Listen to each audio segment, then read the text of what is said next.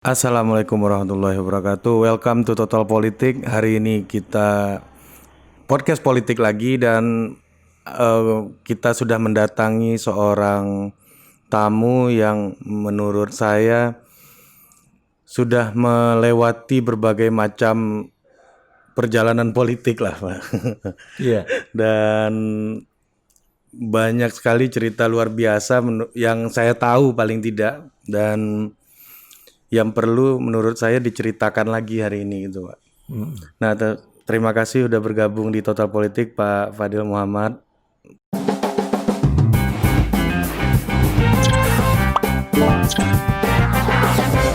Wakil Ketua MPR RI saat ini, Pak. Terima kasih, Pak, sudah bergabung. terima kasih. Ya, perkenalkan, Pak, saya Ari Putra dari Total Politik, dan kita banyak bicara politik kepada teman-teman, terutama kalangan anak muda hari ini, Pak.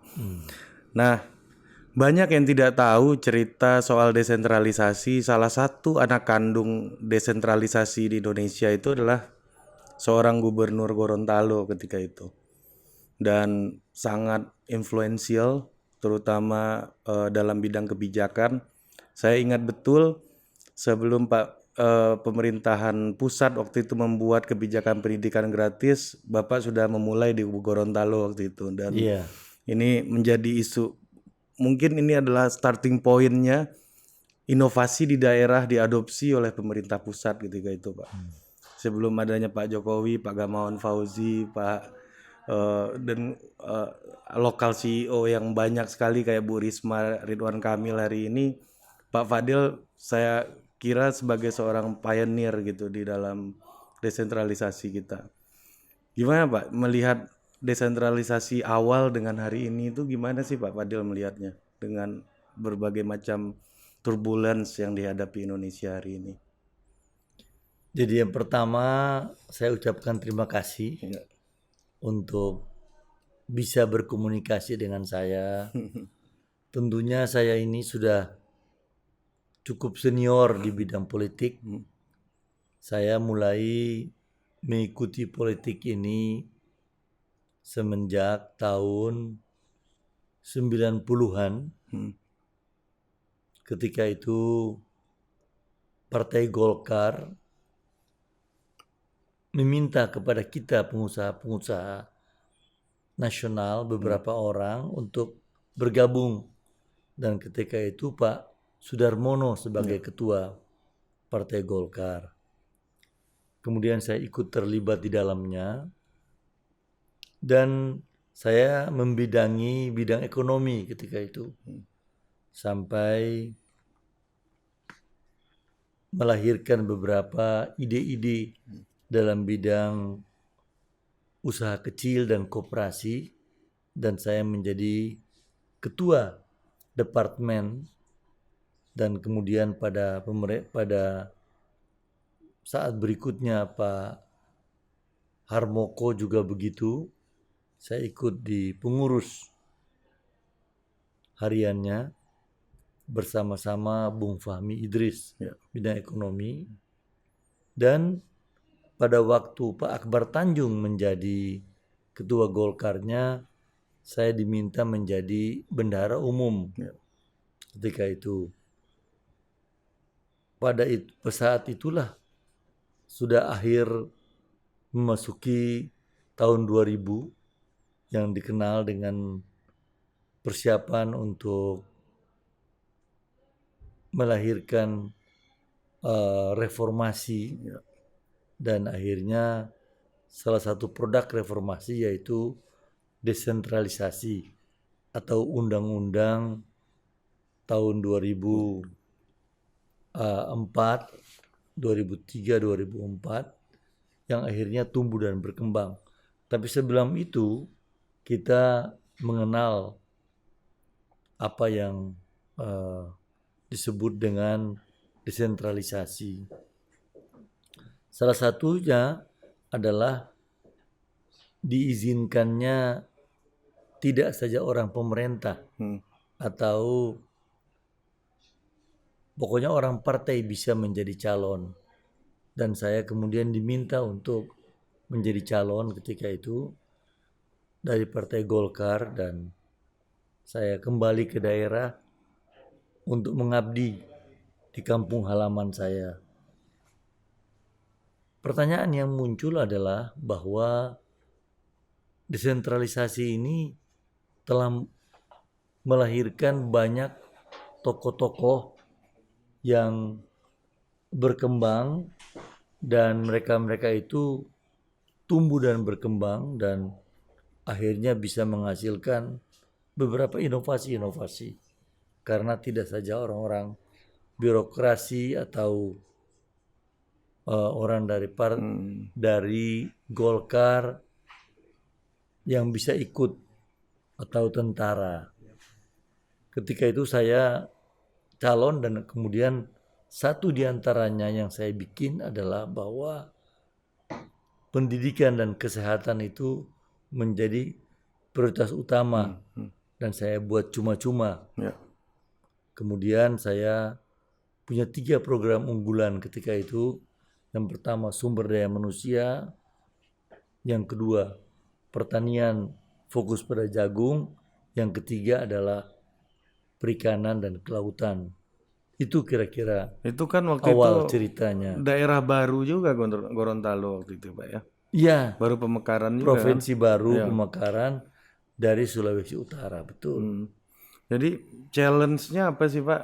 Dengan segala keterbatasan Bapak bisa mengajukan gagasan yang sangat radikal kan. Sebenarnya pendidikan gratis waktu itu. Challenge yang terbesar adalah Provinsi Gorontalo itu hampir 40% rakyatnya miskin. Pisah dari Sulawesi Utara. Dan sangat berat. Sudah menjadi prediksi banyak orang. Dalam undang-undang dikatakan apabila tidak mampu berkembang, maka akan kembali kepada induk. Dan orang memperkirakan Gorontalo ini akan kembali kepada induk. Tapi mereka lupa saya membuat program unggulan jagung, dan saya berhasil menaikkan produksi jagung yang dari 50.000 ton sampai 1 juta ton. Dan saya membuat inovasi-inovasi dalam bidang pendidikan dan kesehatan masyarakat, yang akhirnya kemiskinan itu turun. Sampai akhir jabatan saya tinggal 17%. Sangat fenomenal. Iya, itu luar biasa Pak. Angka sangat progresif angkanya. Sangat luar biasa. Dan gimana sih Pak waktu itu pemandangan politiknya ya? Kalau hari ini kan kita itu ya kita melihat bagaimana tumbuhnya berkuasanya raja-raja lokal dalam tanda kutip hari ini ya. Misalnya kayak politik dinasti segala macam, banyak istilah yang sekarang muncul gitu ya. Dan ini di daerah baru Pak. Ya ada nggak sih hal-hal yang seperti itu dihadapi oleh Pak Fadel waktu itu? Banyak sekali. Dan hal-hal inilah yang merupakan tantangan. Jadi seorang kepala daerah itu harus punya inovasi-inovasi. Tanpa itu nggak bisa. Dan ini juga sih Pak, Bapak kan bisa dibilang politisi yang sudah bertahan lama gitu ya. Saya melihat banyak teman-teman hari ini yang menjadi politisi muda itu muncul jadi bintang yang terang gitu ya. Sementara ada nih contohnya kayak Pak Fadel yang mulai dari pengurusan partai, perlahan-lahan jadi gubernur, dan bahkan sampai hari ini masih jadi seorang pejabat publik gitu ya Pak. Dan saya melihat ada nggak perbedaan yang Bapak lihat antara bersinar lebih terang atau bertahan lebih lama di politik itu seperti apa sih Pak? Rumusnya Bapak melihat? Rumusnya adalah bertahan lama dan terus bersinar. Nah, gitu. Itu rumusnya. Jadi itu hanya bisa dibuat dengan satu, yaitu kita harus punya inovasi-inovasi sehingga tetap punya challenge ke depan. Jadi setelah saya misalnya di gubernur, saya punya berbagai inovasi-inovasi, maka ukurannya adalah ketika pemilihan yang kedua, saya terpilih dengan suara 84%. 44% ya waktu itu ya. Itu tertinggi. Hanya 2 orang di Indonesia yang tertinggi. Di provinsi saya, di wali kota Pak Jokowi. Iya. Dan beliau sering mengatakan hal ini. Jadi sehingga dapat award ketika itu. Jadi pertanyaannya, kenapa saya terpilih demikian besar? Rakyat suka sama saya. Ada 3 calon ketika itu. Karena inovasi yang membuat rakyat berpendapatan. Bahasa sejahtera itu terlalu jauh. Iya. Yang penting rakyat itu berpendapatan. Oke, ini menarik. Kalau dia berpendapatan maka dia bisa belanja, bisa punya ini dan itu. Nah, itu yang paling penting. Jadi rakyat harus berpendapatan. Pertanyaan berikutnya, apa ukuran seorang pejabat publik, katakan pemerintah daerah, bupati, wali kota, gubernur itu berhasil? Ukuran keberhasilannya dalam tesis saya, tesis doktor saya, S3 saya di Gajah Mada, ukurannya adalah apabila rakyat berpendapatan. Oke. Dan ketika pemilihan berikutnya, dia terpilih kembali dengan suara yang besar. Dan kalau di pemilu itu kan kita tahu Pak, soalnya bukan hanya soal dukungan publik, tapi ada juga persoalan bagaimana kita berhadapan dengan political broker, berhadapan dengan middleman gitu ya. Dan gimana sih Pak Fadil itu mengatasi dalam tanda kutip musuh-musuh politiknya gitu di lokal, kan lapangan lebih sempit itu Pak. Ya kita harus rangkul mereka dengan segala kesederhanaan dan kesabaran. Merangkul mereka itu adalah pekerjaan politik yang paling berat. Paling berat merangkul mereka, belum LSM-nya, Iya. belum lawan politiknya ini. Nah, merangkul itu yang paling sulit. Dan tidak semua kita bisa rangkul. Paling tidak mayoritas sudah bisa ikut dengan kita dalam menyetujui konsep dan pikiran-pikiran kita. Itu yang paling penting. Ya, ya dari periode pertama ke periode kedua kan banyak sekali itu Pak. Artinya kan 84% ini kan banyak orang yang ya katakanlah influencer kalau bahasa anak sekarangnya itu berputar ke Bapak kan di periode kedua ini. Yang kedua di Gorontalo. Nah, apa sih sebenarnya Pak yang Bapak tawarkan gitu sehingga adanya keyakinan bagi mereka yang dulu saya yakin tadinya pasti musuh politik Bapak. Akhirnya mereka berpindah gitu. Ya karena rakyatnya yang mendukung saya, maka yang musuh-musuh politik atau yang lain ini pada akhirnya mengikuti. Rakyat mendukung saya karena mereka berpendapatan. Oke. Pada waktu kampanye itu mereka di jalan-jalan pegang jagung. Oke. Dan terus rakyat menyukai, mencintai saya. Ukurannya bukan saja pada pemilihan kedua, tapi pemilihan ketika saya menjadi anggota DPR.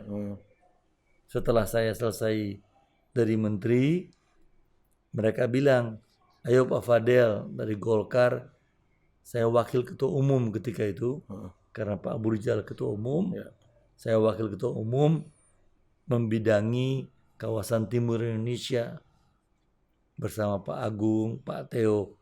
Akhirnya saya disuruh untuk anggota DPR. Dapat dibayangkan, suara tertinggi dari seluruh orang di Partai Golkar adalah saya. Sehingga saat itu saya harusnya menjadi ketua DPR.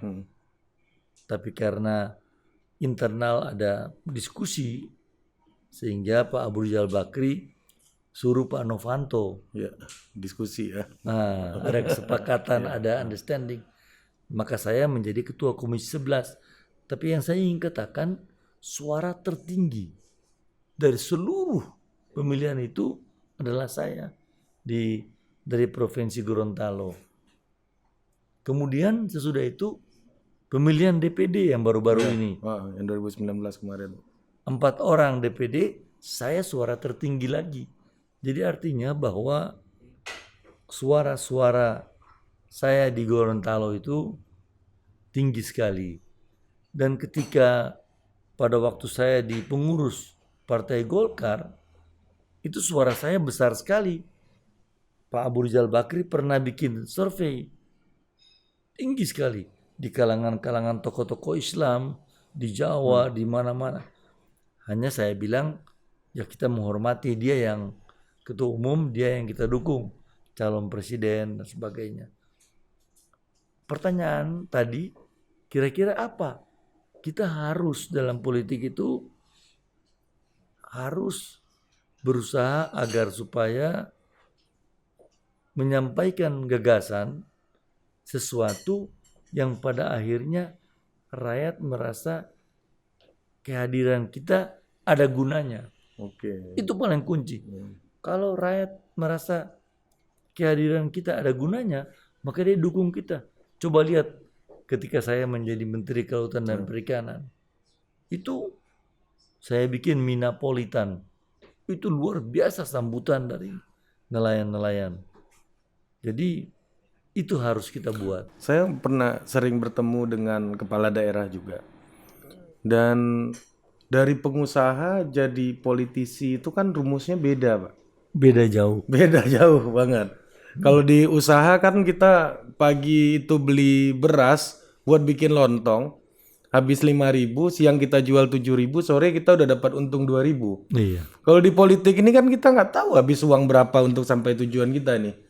Nah, gimana transformasi Pak Fadil tuh? Ada perlawanan nggak, Pak? Kadang kan di usaha kan kita bilang A, anak buah bilang A semua. Kalau di politik kan formula utamanya menidak dulu. Kita curiga dulu lah. Kalau Pak Fadil suruh apa, pertama kita lakukan tuh pertanyakan dulu. Karena ini urusan publik gitu. Pertanyaan yang menarik. Perbedaannya seorang pengusaha dan seorang politisi. Kalau pengusaha tadi dikatakan benar. Jadi menghitung untung rugi. Ya. Kita bikin ini ada dividen. Per tahun dapat berapa. Kalau politisi itu ukurannya adalah apabila rakyat memilih dia. Rakyat menyukai dia. Rakyat mencintai dia. Jadi ukuran itu ada jelas gitu. Udah sadar Pak Fadil waktu berpindah itu? Apa masih pakai rumus pengusaha? Pada waktu itu sudah sadar saya sudah tahu, saya sudah baca buku-bukunya, sudah buku-buku mengenai politik saya udah baca, udah tahu ya. Saya berusaha berbuat sesuatu sehingga nanti mereka menyukai saya dan pada waktu pemilihan mereka memilih saya. Udah sangat menyadari itu. Menyadari betul-betul. Dan ini berpindah dari DPR RI ke DPD itu gimana ceritanya dulu, Pak Fadil? Pada waktu itu saya katakan di Partai Golkar, sebaiknya kader-kader Partai Golkar maksimum berumur 60 tahun. Oke. Tujuan saya agar supaya kader-kader muda yang ngantri di bawah ini bisa muncul. Jadi ada kaderisasi karena saya menjadi wakil ketua umum. Golkar. Tapi ada perbedaan pandangan. 1-2 orang masih mau ingin. Tapi yang lain yang senior tidak lagi mencalonkan. Konsekuensinya saya mengatakan saya mesti berbuat. Saya mesti mundur juga. Tetapi saya diminta oleh teman-teman rakyat di Gorontalo untuk calon di DPD. Yang lucunya mereka yang mendaftarkan saya. Persyaratannya 1.000 orang, 1.000 kartu penduduk. Saya ketika itu 5.000. Sekotak 5.000 KTP sudah siap diantar mereka untuk mendaftar di KPU. Jadi saya kalau tidak boleh untuk mengecewakan mereka, maka saya terima pencalonan itu. Saya pikir-pikir tiba-tiba saya dapat tugas di DPR ketika itu untuk di Badan Kerjasama Luar Negeri. Saya terbang nggak pernah berhenti-berhenti. Tidak sempat kampanye saya. Hanya datang 2 kali ke saya. Tiba-tiba suara saya tertinggi. Saya bersyukur. Wah, ini kalau begitu bagus. Maka saya terpilih anggota DPD.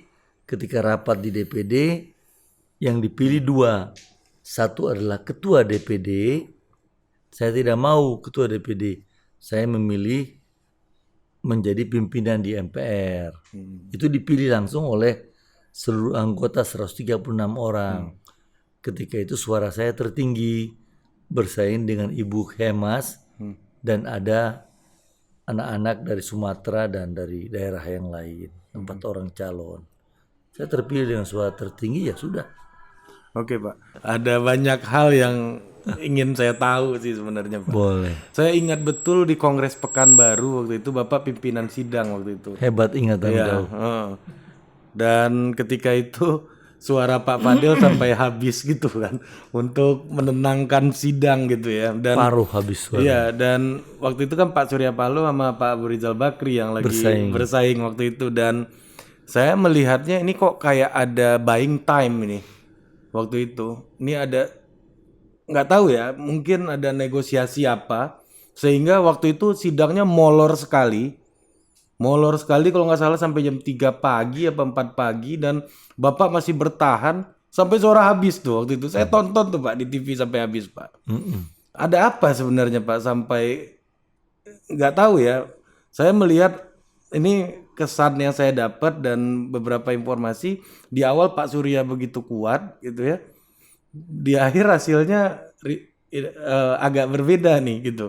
Iya, waktu itu ada 3 hal. Yang pertama adalah saya menemukan pulpen. Apabila ditulis, dia langsung otomat ketahuan milih siapa. Maka saya berkeras harus ditarik itu. Itu dibuat oleh kelompok Pak Surya Paloh. Yang kedua adalah bahwa ketika itu Pak Tommy Soeharto mau jadi calon. Dan mereka menolak, tidak mau sama sekali. Saya berpendapat, jangan. Dia kan juga bapaknya pendiri Golkar, bapaknya ini, terus tidak mau. Maka saya undur waktunya sampai ketemu dengan dia.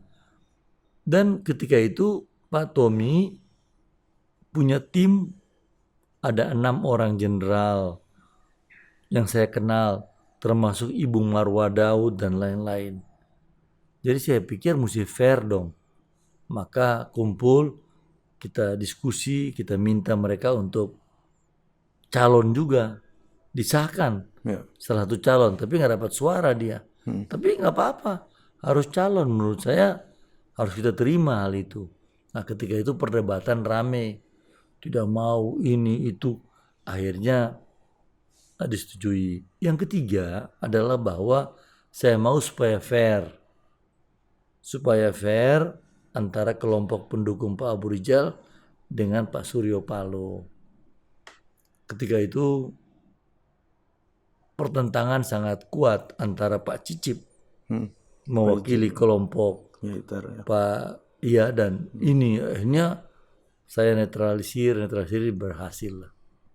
Dan lama sekali Pak itu Pak. Politik nggak ada masalah, kita harus.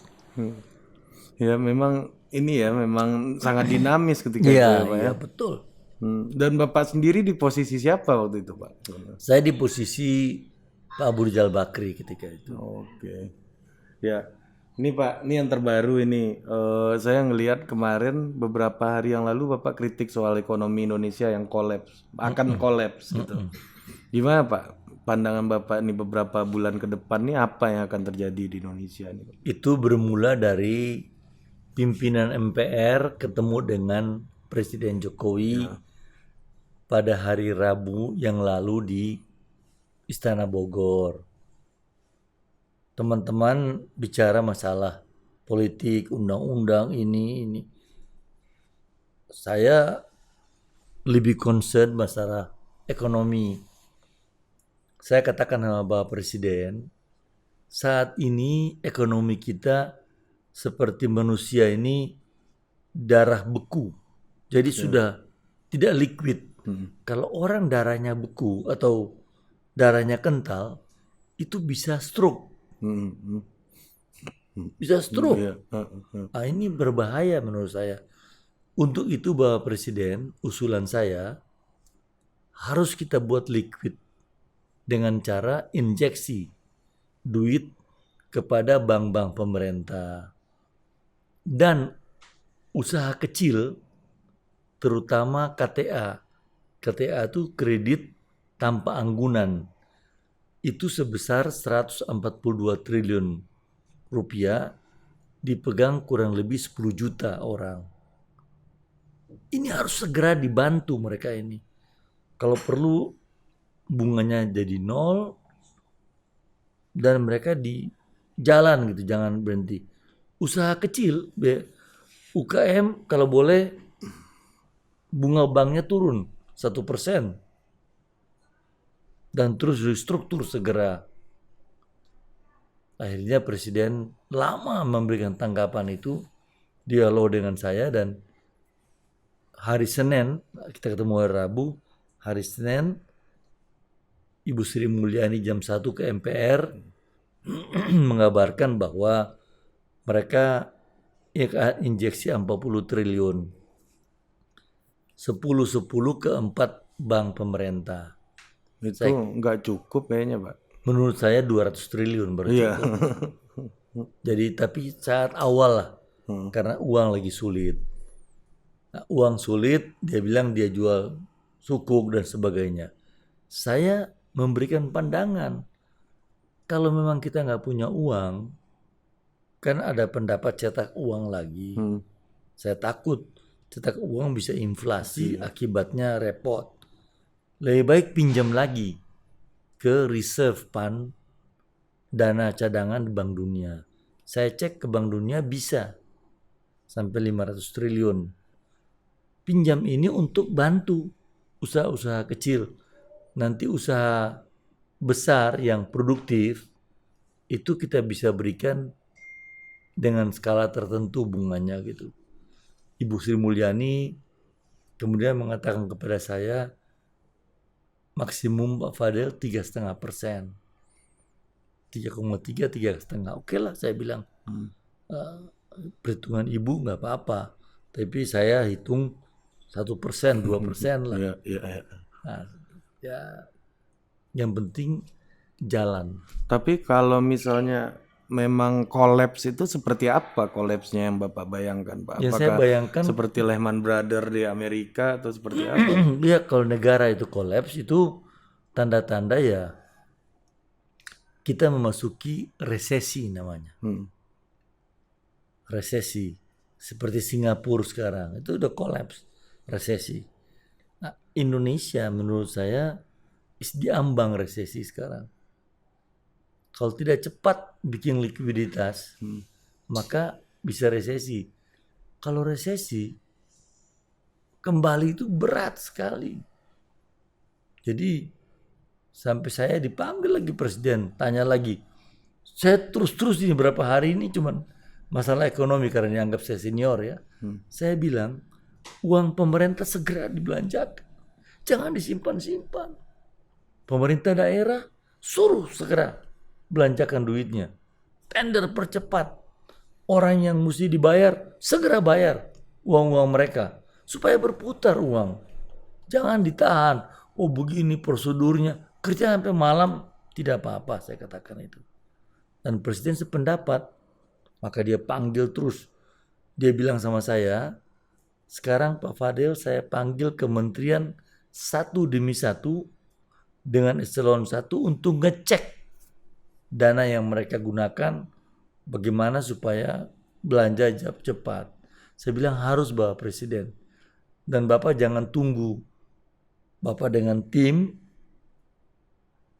itu Menteri Menko Ekonomi, Menteri Keuangan, panggil satu-satu orang menteri dengan eselon 1, terus asistensi 3 jam. Saya bilang kalau itu jadi cepat jalannya sampai tengah malam. Nah, saya berpendapat bahwa menghadapi masa krisis ini ya kita harus ekstra kerja. Kelemahan pemerintahan Jokowi sekarang, timnya tuh nggak ada gitu, nggak kuat timnya. Beda dengan krisis 98, zamannya Pak Habibie, itu timnya kuat, yang dipimpin oleh Pak Ginanjar, kuat timnya. Mereka terus rapat sampai pagi, terus rapat timnya itu. Nah, ini tim ini yang saya lihat sekarang ini kurang kuat. Apa yang membuat timnya kurang kuat menurut Bapak sebagai seorang politisi gitu? Pengambilan keputusan, ukuran tim itu kuat dan tidak adalah inovasinya ada, tapi berani mengambil keputusan. Ini kan ragu-ragu, jangan dulu, hati-hati, begini, harus jebret, jebret. Nah itu. Ya kan, tapi zamannya Pak Ginanjar kan belum ada KPK, Pak. Kalau sekarang kan Nggak apa-apa. Selama kita tidak korupsi nggak apa-apa dong. Kan bisa dicek. Kalau perlu ada pejabat-pejabat yang nggak benar ya kita lihat dari mana uangnya, pembuktian terbalik. Tapi kan bukan itu yang bisa menjadi. Kalau dia tidak korupsi, dia tidak pencuri, jangan takut dong. Dan kebijakan tidak boleh dikriminalkan. Itu. Nah, Pak Jokowi mengambil langkah marah secara eksplisit itu menurut Bapak gimana, Pak? Apakah itu sebuah bentuk kekesalan seperti yang Bapak cerita tadi bahwa ini ada yang tersumbat gitu dalam pekerjaan? Ada yang tersumbat. Dan beliau memang ingin bikin shock terapi buat seluruh birokrasi yang ada, baik di pusat maupun di daerah. Oke. Dan ya kan tidak biasa kan Pak Jokowi mengeluarkan ekspresinya seperti itu kan. Oke Pak, ini pertanyaan terakhir Pak dari Boleh. saya. Kan udah pernah jadi gubernur Pak. Bapak tahu pahit manisnya jadi gubernur. Betul. Bapak pernah jadi anggota DPR RI juga, tahu pahit manisnya gitu ya. Di DPD pun juga begitu gitu. Tahu pahit manisnya. Menteri juga. Ya, menteri juga eksekutif, menteri perikanan dulu tahu juga pahit manisnya gitu. Menurut Bapak ya, di masa kami ini nih, yang anak-anak muda ini ke depan, apa sih yang harus dilakukan, terutama untuk politisi-politisi muda ini, masalah pembangunan kita itu tidak berjalan secara progresif gitu ya, secara cepat, seperti tadi banyak yang tersumbat. Apa persoalan fundamentalnya yang harus diselesaikan oleh generasi kami nanti, Pak? Ya kalau saya sih generasi muda sebaiknya menjadi pengusaha dulu. Oke. Sampai dia memiliki dana yang cukup baru masuk ke politik. Jangan cari uang dari punya kedudukan politik. Jangan berpikir ke sana, saya punya kedudukan politik, saya cari uang. Ini jelek sekali. Jadi saya menganjurkan harus menjadi pengusaha, jadi entrepreneur, kerja atau apa, sehingga punya uang tertentu baru masuk ke politik. Jangan kedudukan politik baru dapatkan uang. Dalam masyarakat, terakhir untuk generasi muda, nasihat saya dari pertanyaan Anda tadi, di masyarakat itu saya menemukan ada 3 power. Ada disebut dengan political power, ada the economic power, dan ada social atau moral power. Ketiga power ini saling berinteraksi. Seorang anak muda, dia harus menentukan sikap. Dia mau memilih di lingkaran yang mana, di power yang mana. Apakah power politik, moral power, yaitu di yayasan, kegiatan-kegiatan sosial di masyarakat, atau di economic power. Saya menganjurkan ikut di economic power. Karena kalau economic power, maka pasti moral atau social power ini akan datang kepada dia. Ketika datang kepada dia, maka political power akan turun kepada dia. Saya bisa bicara panjang lebar tesis mengenai ini, tapi saya menganjurkan ikut dulu. Perkuat economic power, kemudian moral power, social power, kasih bantuan masyarakat dan sebagainya, maka political power akan datang kepada dia. Itu anjuran saya. Oke, terima kasih Pak Fadil Kembali udah kasih. bergabung dengan kita di Total Politik. Hari ini didukung oleh entrepreneur nih Pak. Kopi Abdi Nagri, langsung dari petani ini. Lokasinya di Jalan Wijaya 1. Langsung aja teman-teman yang mau ngopi, yang bernuansa nasionalis religius, langsung aja datang ke Abdi Nagri. Sampai jumpa di Total Politik berikutnya. Produced by Total Politik and powered by haluan.co.